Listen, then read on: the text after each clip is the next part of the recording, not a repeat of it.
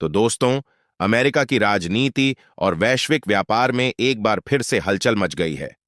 राष्ट्रपति Donald Trump ने विदेशी स्टील और एल्यूमिनियम पर टैरिफ को 25% से बढ़ाकर 50% करने की घोषणा की है।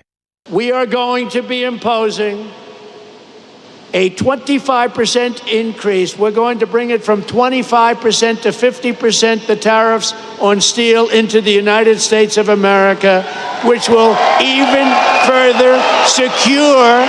यह कदम 4 जून से प्रभावी होगा और इसका उद्देश्य अमेरिकी स्टील उद्योग को सशक्त बनाना और विदेशी प्रतिस्पर्धा से बचाना है।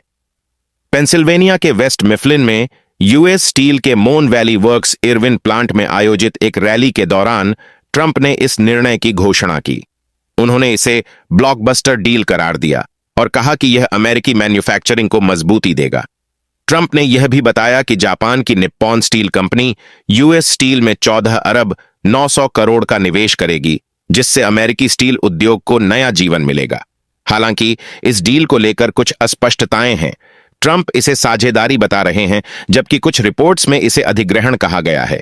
यूनाइटेड स्टील वर्कर्स यूनियन ने इस डील पर चिंता जताई है, खासकर राष्ट्रीय सुरक्षा और नौकरी सुरक्षा को लेकर।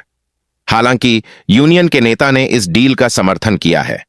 ट्रंप ने यह भी आश्वासन दिया कि यूएस स्टील एक अमेरिकी कंपनी बनी रहेगी और सभी वर्तमान ब्लास्ट फर्नेस और नौकरियां बरकरार रहेंगी। उन्होंने यह भी घोषणा की कि कर्मचारियों को $5,000 का बोनस मिलेगा और अगले दशक तक सभी सुविधाएं चालू रहेंगी। इस टैरिफ वृद्धि का असर विभिन्न क्षेत्रों पर पड़ेगा, विशेष रूप से उन उद्योगों पर जो स्टील पर निर्भर हैं, जैसे कि आवास, ऑटोमोबाइल और निर्माण। सरकार के उत्पादक प्राइस इंडेक्स के अनुसार ट्रंप के राष्ट्रपति बनने के बाद से स्टील उत्पादों की कीमत में लगभग 16% की वृद्धि हुई है। ट्रंप ने चीनी स्टील की गुणवत्ता की आलोचना करते हुए कहा कि यह शॉडी है और अमेरिकी स्टील उद्योग को इससे बचाना जरूरी है। उन्होंने यह भी कहा कि यह टैरिफ वृद्धि राष्ट्रीय सुरक्षा और आर्थिक पुनरुत्थान का हिस्सा है। इस निर्णय के बाद कनाडा और यूरोपीय संघ ने भी जवाबी टैरिफ की घोषणा की है, जिससे वैश्विक व्यापार में तनाव बढ़ गया है। कनाडा ने अमेरिकी उत्पादों पर 25% टैरिफ लगाया है, जबकि यूरोपीय संघ ने 28 अरब डॉलर के अमेरिकी सामान पर काउंटर टैरिफ की योजना बनाई है। ट्रंप के इस कदम को लेकर अमेरिकी राजनीति में भी बहस छिड़ गई है। कुछ लोग इसे अमेरिकी उद्योग के लिए अच्छा मानते हैं, जबकि अन्य इसे वैश्विक व्यापार के लिए खतरा बता रहे हैं।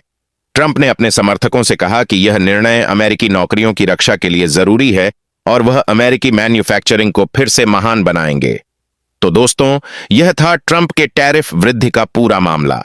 अब देखना यह है कि यह कदम अमेरिकी अर्थव्यवस्था और वैश्विक व्यापार पर क्या असर डालता है। क्या यह अमेरिकी स्टील उद्योग को नई ऊंचाइयों तक ले जाएगा या फिर वैश्विक व्यापार में नई चुनौतियां पैदा करेगा? इस पर आपकी क्या राय है? हमें कमेंट करके जरूर बताएं।